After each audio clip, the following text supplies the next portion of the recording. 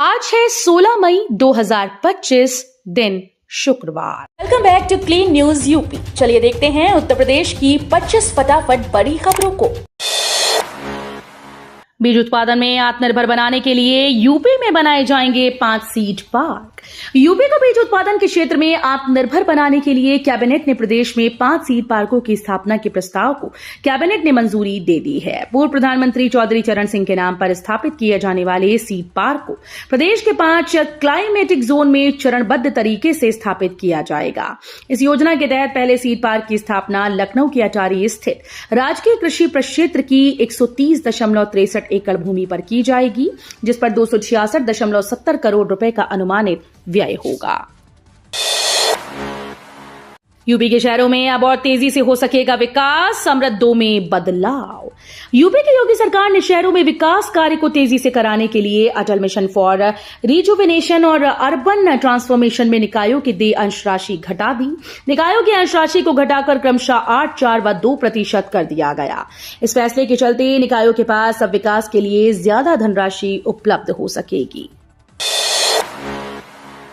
गरीबों को राहत, योगी सरकार ने पीडीएस के लिए खोला खजाना, 179.42 करोड़ की आर्थिक मदद मंजूर। उत्तर प्रदेश की योगी आदित्यनाथ सरकार ने एक बार फिर से यह साबित कर दिखाया कि वो राज्य के गरीब और जरूरतमंद नागरिकों की बेहतरी के लिए प्रतिबद्ध है।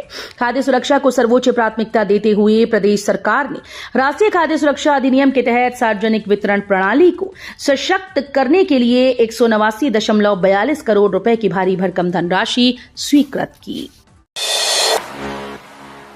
अब महिलाओं के नाम पर 1 करोड़ की संपत्ति पर भी मिलेगी स्टैंप ड्यूटी में छूट। उत्तर प्रदेश की योगी आदित्यनाथ सरकार महिलाओं को न केवल सुरक्षा व्यवस्था, आर्थिक आत्मनिर्भरता की दिशा में भी मजबूती से आगे बढ़ रही है। इसी क्रम में संपत्ति संबंधी मामलों में महिलाओं को और सशक्त बनाने के लिए सरकार ने स्टैंप शुल्क में बड़ी राहत देने का प्रस्ताव तैयार किया है।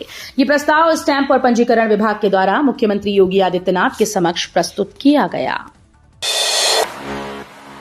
प्रदेश को मिलेंगे 2 नए 4 लेन हाईवे, बैजोई से सैफई और इटावा से झांसी तक होगा निर्माण। उत्तर प्रदेश में संभल जिले के बैजोई में सैफई और इटावा से झांसी तक नया 4 लेन हाईवे बनेगा। उत्तर दक्षिण हाईवे कॉरिडोर के तहत कुल 552 किलोमीटर लंबी ग्रीनफील्ड परियोजनाएं प्रस्तावित की गई। शीघ्र इनकी विस्तृत प्रोजेक्ट रिपोर्ट तैयार होगी। योगी सरकार ने प्रदेश के उत्तरी और दक्षिणी हिस्सों के बीच बेहतर कनेक्टिविटी की योजना तैयार की है। नायलेट गोरखपुर से बीटेक एमटेक करने का मौका, एडमिशन प्रोसेस शुरू, डीडीयू में भी कर सकते हैं अप्लाई। गोरखपुर में नायलेट ने इंजीनियरिंग के विभिन्न कोर्सेज में प्रवेश के लिए आवेदन मांगे हैं। राष्ट्रीय इलेक्ट्रॉनिक और सूचना प्रौद्योगिकी संस्थान में शैक्षणिक सत्र 2025-26 में एडमिशन की प्रक्रिया शुरू हो गई। संस्थान के निदेशक डॉक्टर धर्मेंद्र कुमार मिश्रा ने बताया कि संस्थान विद्यार्थियों को तकनीक आधारित उच्च शिक्षा, उद्योगों से जुड़े पाठ्यक्रम, रियल वर्ल्ड प्रोजेक्ट्स और रोजगार की बेहतर संभावनाएं उपलब्ध करा रहा है। Sleeping pod, rail coach, restaurant के बाद अब एग्जीक्यूटिव लाउंज भी हुआ बंद। Sleeping pod, rail coach, restaurant के बाद अब प्रयागराज जंक्शन स्थित एग्जीक्यूटिव लाउंज पर भी ताला लगा दिया गया। बताया जा रहा है कि एग्जीक्यूटिव लाउंज के संचालक को लगातार घाटा लग रहा था। रेलवे को दिए जाने वाले किराए के मुकाबले उसकी लागत नहीं निकल पा रही थी। इस वजह से संबंधित संचालक द्वारा एग्जीक्यूटिव लाउंज बंद कर दिया गया। अब किसी भी जमीन की रजिस्ट्री से पहले होगा ये काम। यूपी की योगी सरकार जमीनों की फर्जी बेनामी को रोकने के लिए रजिस्ट्री से पहले सत्यापन कराकर ये पता लगाएगी कि धोखाधड़ी को नहीं हो रही है। भविष्य में आधार और पैन कार्ड को भी रजिस्ट्री के समय लिंक कराने की योजना है। राजस्व विभाग के सहयोग से रजिस्ट्री के तुरंत बाद खतौनी में नाम दर्ज कराने पर भी विचार किया जा रहा है। इसके लिए कमेटी बना दी गई। अन्य राज्यों के मॉडल का अध्ययन कर रिपोर्ट तैयार करते हुए विभागीय मंत्री को सौंपेंगी। यूपी में राशन वितरण के लिए योगी सरकार ने खोला खजाना, 179 करोड़ की धनराशि स्वीकृत। योगी आदित्यनाथ सरकार ने गरीबों की थाली तक राशन पहुंचाने के लिए खजाना खोल दिया। योगी सरकार ने राष्ट्रीय खाद्य सुरक्षा अधिनियम के अंतर्गत उचित दर वितरण प्रणाली को मजबूत करने के लिए 179.42 करोड़ रुपए की बड़ी धनराशि स्वीकृत की। यह धनराशि उठाई धराई और अंतर्राज्यीय संचालन से लेकर उपभोक्ताओं तक राशन सामग्री के सुचारू वितरण के लिए स्वीकृत की गई है। कुरान ने उचित कारण से बहुविवाह की अनुमति दी। इलाहाबाद हाईकोर्ट ने एक आदेश में कहा कि इस्लाम कुछ परिस्थितियों और कुछ शर्तों के साथ एक से अधिक शादी की अनुमति देता है, लेकिन इस अनुमति का व्यापक रूप से दुरुपयोग किया जाता है। कोर्ट ने इस बात पर जोर दिया कि प्रारंभिक इस्लामी काल में विधवाओं और अनाथों को युद्ध के दौरान सुरक्षा प्रदान करने के लिए कुरान के तहत बहुविवाह की सशर्त अनुमति दी गई थी। अब उस प्रावधान का दुरुपयोग पुरुषों द्वारा स्वार्थी उद्देश्यों के लिए किया जा रहा है। बांके बिहारी मंदिर की धनराशि को कॉरिडोर बनाने पर खर्च कर सकेगी यूपी सरकार। उत्तर प्रदेश सरकार वृंदावन के बांके बिहारी मंदिर की धनराशि का उपयोग कॉरिडोर विकास के लिए कर पाएगी। सुप्रीम कोर्ट ने सरकार को अनुमति देते हुए कहा कि वो इस धनराशि से कॉरिडोर के लिए मंदिर के आसपास 5 एकड़ भूमि खरीद सकती है। शीर्ष अदालत ने आदेश दिया कि जिस भूमि का अधिग्रहण किया जाएगा उसका मंदिर के देवता के नाम पर पंजीकरण कराना होगा। नोएडा के इस इलाके में चला बुलडोजर, अवैध कॉलोनी ध्वस्त। नोएडा के सेक्टर 81 में बुलडोजर की कार्रवाई सामने आई। नोएडा प्राधिकरण ने सेक्टर 81 में सैमसंग कंपनी के पीछे काटी जा रही अवैध कॉलोनी पर बुलडोजर चला दिया। ये कॉलोनी ध्वस्त कर दी गई। बताया जा रहा है कि ये प्लॉट औद्योगिक जमीन पर काटे जा रहे थे। प्राधिकरण की टीम जब अतिक्रमण के खिलाफ अभियान चला रही थी, उसे लोगों के विरोध का सामना करना पड़ा। लखनऊ में चारबाग स्टेशन की अपग्रेडेशन का काम शुरू। 56 दिनों तक बाधित रहेंगी कई ट्रेन। लखनऊ के चारबाग रेलवे स्टेशन पर अपग्रेडेशन का काम शुरू गुरुवार से हुआ है, जिसकी वजह से आने वाले दिनों में कई ट्रेन का संचालन अलग अलग तारीखों पर बाधित रहेगा। गुरुवार को अपग्रेडेशन के तहत कॉन्कोर्स की नींव डाली है, जिसकी वजह से प्लेटफॉर्म नंबर 4 और 5 पर 15 मई से 9 जुलाई तक अलग अलग तारीखों पर ट्रैफिक का ब्लॉक लिया गया है। उत्तर प्रदेश सरकार ने विद्यार्थियों शिक्षकों के लिए कर दिया बड़ा ऐलान, आराम से उठा सकेंगे छुट्टियों का मजा। उत्तर प्रदेश सरकार ने ऐलान किया है कि प्रदेश के सभी प्राथमिक और उच्च प्राथमिक स्कूल्स में 20 मई से 15 जून तक गर्मी की छुट्टियां रहेंगी। यानी बच्चों को पूरे 27 दिनों तक स्कूल जाने से छुट्टी मिलेगी और वे आराम के साथ छुट्टियों का मजा ले पाएंगे। 19 मई को स्कूल्स में आखिरी बार कक्षाएं चलेंगी, उसके बाद स्कूल बंद हो जाएंगे। हालांकि शिक्षकों के लिए छुट्टी पूरी तरह से नहीं होगी। 16 जून से सभी शिक्षकों की स्कूल में उपस्थिति अनिवार्य कर दी गई है, ताकि नए सत्र की तैयारियां समय से शुरू की जा सकें। मथुरा के बरसाना में राधा रानी मंदिर जाना हुआ आसान, रोपवे हुआ शुरू। यूपी के मथुरा में गर्मियों की छुट्टियां होते ही श्रद्धालुओं का तांता लगने लगता है। ऐसे में बरसाना आने वाले श्रद्धालुओं के लिए सुविधा कर दी गई। आखिरकार एक बार फिर बरसाना में राधा रानी के भक्त दर्शन के लिए रोपवे का सफर कर सकेंगे। अब रोपवे चलने के लिए तैयार है, जिसका संचालन गुरुवार से शुरू हो गया। IIT रुड़की की तकनीकी टीम ने रोपवे का तकनीकी मुआयना करने के बाद इसके संचालन की अनुमति दे दी है। कानपुर के बदले गोविंदपुरी और आगरा फोर्ट की जगह ईदगाह में रुकेंगी 48 ट्रेन। ट्रेन के ठहराव वाले स्टेशन में बदलाव होगा। 24 ट्रेन कानपुर के बदले गोविंदपुरी और 24 आगरा फोर्ट के स्थान पर ईदगाह में रुकेंगी। इसमें धनबाद होकर चलने वाली हावड़ा, जोधपुर, बीकानेर, पारसनाथ व गरबा एक्सप्रेस का ठहराव आगरा फोर्ट के बदले ईदगाह में होगा। पुरुषोत्तम, जलियांवाला बाग, पश्चिम बंगाल संपर्क क्रांति समेत अन्य ट्रेन कानपुर सेंट्रल के स्थान पर गोविंदपुरी में रुकेंगी। अयोध्या के राजा राम को मिलेगा भव्य सिंहासन, मंदिर की पहली मंजिल पर होंगे विराजमान। उत्तर प्रदेश की धार्मिक नगरी अयोध्या में वर्षों के संघर्ष, तपस्या और समर्पण के बाद अब राम मंदिर का विहंगम स्वरूप साकार होने जा रहा है। मर्यादा पुरुषोत्तम श्री राम को उनके भव्य सिंहासन पर विराजमान करने की तैयारियां पूर्ण हो चुकी हैं।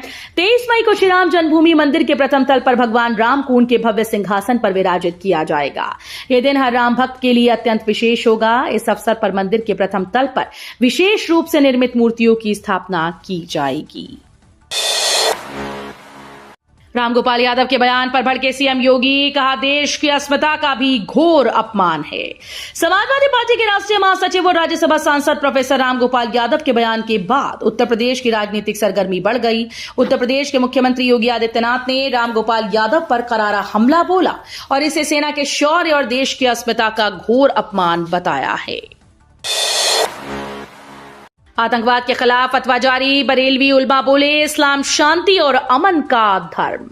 बरेलवी उलमा ने आतंकवाद के खिलाफ फतवा जारी कर दिया है। ऑल इंडिया मुस्लिम जमात के राष्ट्रीय अध्यक्ष मौलाना मुफ्ती शहाबुद्दीन रजवी ने बताया कि बहराइच निवासी डॉक्टर अनवर रजा कादरी से पूछे गए सवाल के जवाब में ये फतवा दिया गया, जिसमें कहा गया कि कुरान के मुताबिक एक व्यक्ति की हत्या पूरी मानवता की हत्या है। पैगंबर इस्लाम ने कहा कि अच्छा मुसलमान वह है जिसके हाथ, पैर और जबान से किसी को नुकसान ना पहुंचे।